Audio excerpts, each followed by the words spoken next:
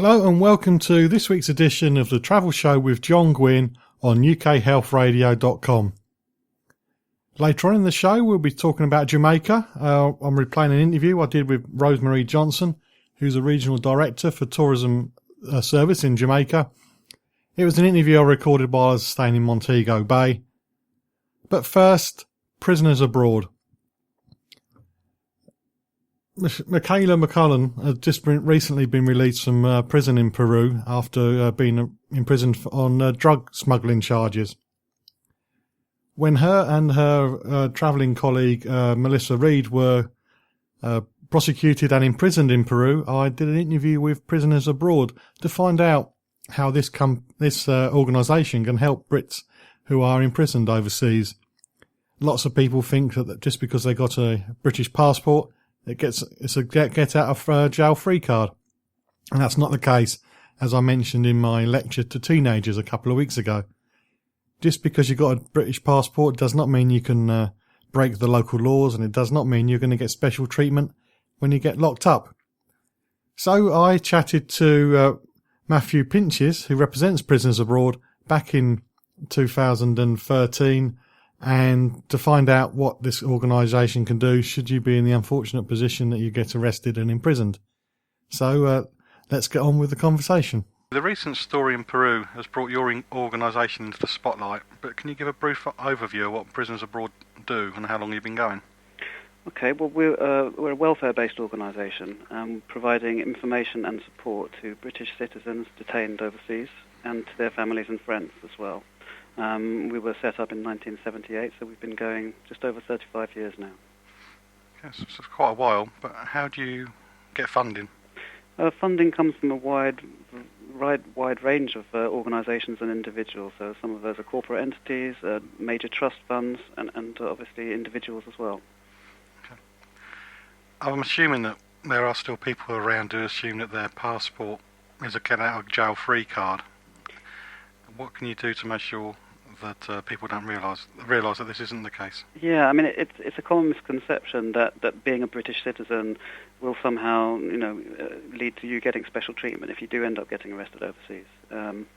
As you're already aware, that's a huge misconception, because actually what happens when you're arrested, the British consulate are not going to be able to get you out. They may well come and visit you and check on your welfare, pass information to families, and organise funds from your families to be sent out to you. But as far as actually getting you out of prison, that's not something they're able to do, and they cannot get involved in another country's criminal justice system, sort of telling another country how to run their criminal justice system. Yeah. It's not something they can do. With these prisons overseas, are they as bad as we imagine they are? It depends how big your imagination is. I would say for most people that worse than they imagine they are. That's what I would imagine. Worse. Are you able to say which ones are the worst? Or was that? Yeah, I mean I think really that depends on it depends on the individual and what their biggest fear is. So, I mean, I think when I started doing this work, I probably would have imagined that the worst place to be in prison would be a country that's very poor, where they don't provide you with food or bedding and that sort of thing. For some people, being held in poor conditions is their worst nightmare. I think for other individuals, it could be something on the other end of the scale would be Japan, for example, where there's no fear about whether you're going to have a bed to sleep on or whether you're going to get fed. There's not really any fear about violence in the prison or anything like that. However, every aspect of your daily life, including just the most mundane decisions such as when you go to the toilet, who you speak to, when you're allowed to sit or lie on your bed, what type of clothes you can wear, all of those decisions are taken away from you. So it's completely regulated, every aspect of your waking life, and for some people that would be a worse conditions to be kept in than simply just being kept in poor prison conditions. So the conditions can vary, but what's the food and water situation like? Does that vary widely as well? Yeah, very much from country to country. I mean, we have clients detained in some countries where you cannot drink the water that's available, and you will get sick.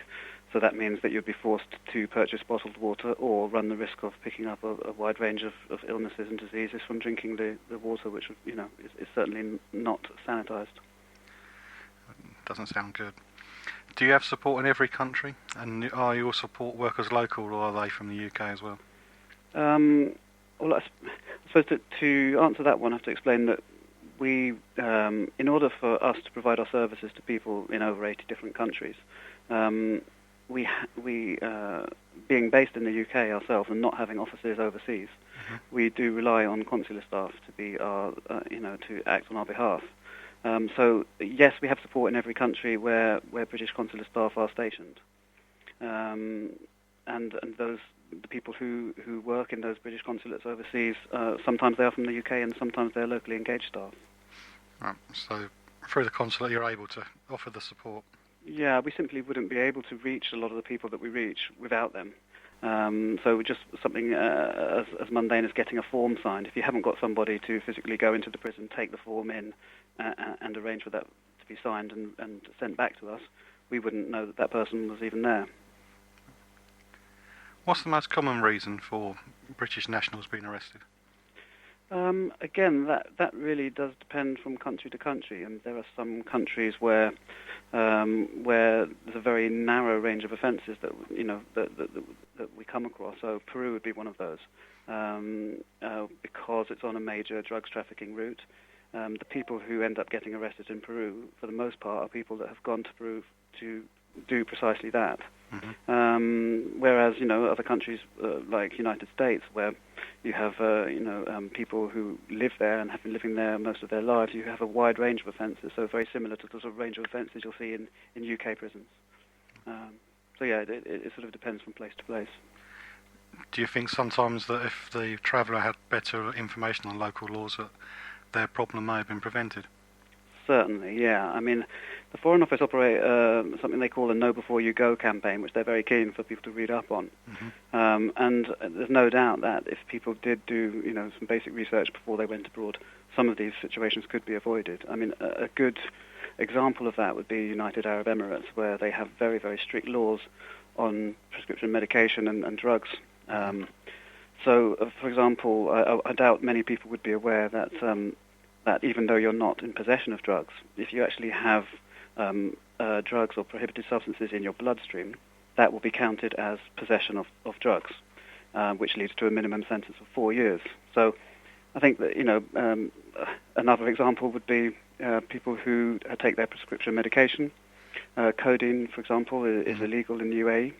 So if you try to take codeine medication into the country without a proper prescription, you could find yourself in trouble. And people who might have a car accident, for example, they will do a blood test.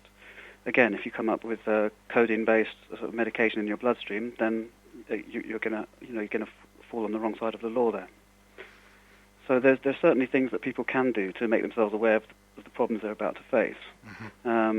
Unfortunately, the sort of people who check up on the Know Before You Go campaign for the individual country they're visiting before they go there are the sort of people who don't get in trouble in the first place. So it's about how to reach those who are at risk.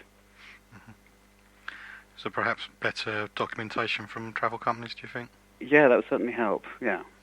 Does the crime affect the amount of support that you give someone? No, not at all. I mean, we are a totally non-judgmental organisation, which means that we provide our services according to the needs of the individual. So it doesn't depend on what crime you have been accused of committed or what you've been convicted of, nor does it depend on whether you are currently on remand or you are already convicted. We provide the services that according to the needs of that person. So if you are in prison in a developed country where prison conditions are fairly good, the sort of services that we provide may well be focusing on trying to reduce the isolation that people feel when they are sort of detained, often thousands of miles away from home with no friends, no family around them, and they don't maybe speak the local language. So, that we could be focusing on that. Other countries where prison conditions are very poor, it may mean that we are providing financial grants to ensure that people can purchase extra food, medical grants to ensure that they get adequate, medical treatment when they're ill, water purifiers if the water the water quality is very poor. So yeah, it really does again depend on from country to country. You mentioned isolations. That must mean when they're released and come back home, it must be difficult for them to readjust. Do you help them then as well? Yes, we do. We have a resettlement service designed to help people who find themselves deported. I mean, often the clients that we're helping have spent most of their lives living outside of the UK. So, being deported to the UK, they find themselves in a very difficult situation because they've got no experience of living here. They may well have no family or friends, and in most cases, when people are deported, they are pretty much they arrive at the airport in the clothes that they've got on their back, probably no other possessions with them, maybe no money in their pocket, which would mean that even to leave the airport, they would be forced into committing an offence unless Prisoners Abroad was there to help them. So, yes, we do provide resettlement services to people, and that can involve just simply making sure that there are funds available for them to reach their destination, their family home, or wherever it is they're going on to from the airport. In many cases, people don't have anywhere to go, and they don't have friends or family to support them. And in that case, people will come to the Prisoners Abroad office, and we will organise accommodation for them, making sure they've got a roof over their head, and start the process of rebuilding their lives by getting them onto, advising them on applications for benefits, access to doctors, information on housing, that sort of thing. So it's quite a wide range of support. There's quite a few things that you do there which people probably wouldn't think about. We've mentioned about the help you do to the prisoners. What about their families? Can you help them too? Well, we certainly do our best. I mean, we have just over 1,100 clients in prison overseas, and over 1,300 family clients as well. So we try and provide emotional support to family members because we're often their sort of first port of call once they've found out the very disturbing news that one of their family members has been detained overseas. We provide them with information about the prison systems. We provide information about visiting. We run sort of local support groups all around the UK, so that family members can meet other people in similar situations, because they often find that they don't have other people that they can really talk to about these things. We sort of have a private forum through our website so that family members can communicate with each other on an anonymous basis. And we provide travel grants as well, so that family members can visit their loved ones overseas when otherwise they wouldn't be able to do that. So, yeah. So you really do have a great service. We like to hope so. Yeah, we'd like to think so. Yeah. What's your advice for anyone who's arrested when overseas? Should they make sure they've got some contact numbers close to hand just in case